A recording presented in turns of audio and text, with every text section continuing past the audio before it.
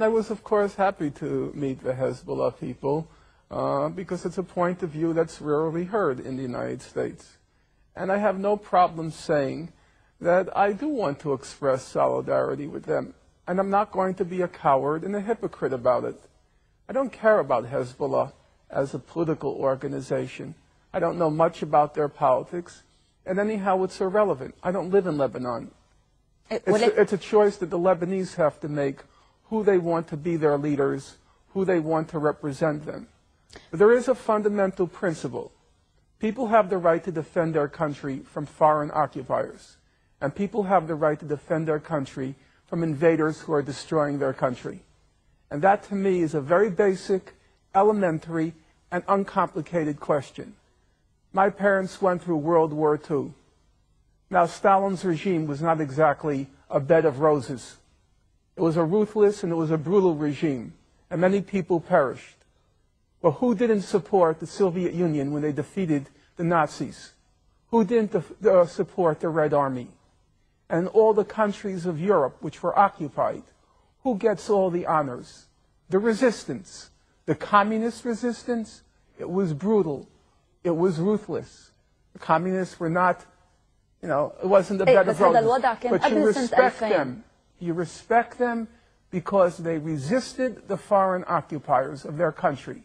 And if I'm going to honor the communists during World War II, even though I probably would not have done very well under their regimes, if I'm going to honor them, I'm going to honor the Hezbollah. They show courage, they show discipline. I respect that. هذا التوصيف صحيح، ولكن قبل سنة 2000 بعد 2000 صار في انسحاب إسرائيلي من منطقة الجنوب، صار في انقسام بداخل لبنان بين الأطراف السياسية اللبنانية حول موضوع مستقبل السلاح وموضوع المقاومة. يعني هذا الانقسام الذي حصل، أنت هون عم تفوت طرف فيه، أنت عم تكون طرف. بالنهاية أنت عم تقول أنت عم تجي على لبنان زيارة، ولكن ما عم تشوف تداعيات اللي عم بيصير. بالنهاية تداعيات حرب تموز على الناس. Listen, if you want to close your eyes and believe it was all over in May 2000, you can do so. You can play that game. But the reality was, and everyone understood it, that the Israeli attitude was, we're going to knock out Hezbollah. And they began planning for a new war right after they were forced to leave in 2000. They found their excuse, their pretext, in July 2006. But there's no question among rational people that Israel was never going to let that victory go by, the Hezbollah victory go by. They were determined to teach كان يمكن تجنبه. يعني هون بيقدر الطرف الآخر يقول لك ممكن تجنبه وما توقع بالفخ. It could not have been avoided. There is no way that the United States and Israel are going to tolerate any resistance in the Arab world. You want to pretend it can be avoided, you can play that game. But serious people, clear-headed people, knew there was going to be a war sooner or later. You think there's not going to be another war? You think Israel is going to allow that defeat in July 2006? You want to pretend it's Hezbollah that's causing the trouble? No, there will be another war, and the destruction will probably be 10 times worse, maybe even more, than July 2006, because Israel is determined with the United States to put the Arabs in their place and to keep them in their place. Now, how can I not respect those who say no to that? You know, during the Spanish Civil War, there was a famous woman, they called her La Pasionaria, Dolores Ibárruri, from the Spanish Republic. And she famously said, it's better to die in your feet than to walk crawling on your knees. ولكن هذا خيار الشعب اللبناني كله. يعني مش I totally agree. I'm not telling you what to do with your lives. I'm not telling you. And if you rather live crawling on your feet, I could respect that. I could respect that. People want to live. How can I deny you that right? But then how can I not respect those who say they rather die on their feet? How can I not respect that? Israel and the United States are attacking because they will not allow any military resistance to their control of the region. That's the problem. If Hezbollah laid down its arms and said, we will do whatever the Americans say, you wouldn't have a war, that's true. But you'd also be the slaves of the Americans. I have to respect those who refuse to be slaves. ما في غير طريقة واحدة اللي هي المقاومة العسكرية. I don't believe there's another way. I wish there were another way. Who wants war? Who wants destruction? Even Hitler didn't want war. He would much prefer to have accomplished his aims peacefully, if he could. So I'm not saying I want it, but I honestly don't see another way unless you choose to be their slaves. And many people here have chosen that. I can't really say I can understand it. You want to live.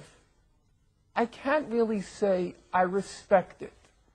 You know, so many dead, so much destruction, before the bodies are even buried, before the buildings are even rebuilt, the person who's responsible for it all, you can't wait to welcome him. You can't wait to roll out the red carpet. I can't respect that. In that respect, I like the Jews much more. I like their attitude. You know what the Jewish attitude is? Never to forgive, never to forget. And I agree with that. Why roll out the red carpet less than 2 years after your whole country was destroyed by them? The Secretary of State said it was the birth pangs of the new Middle East. That's the statement of a freak.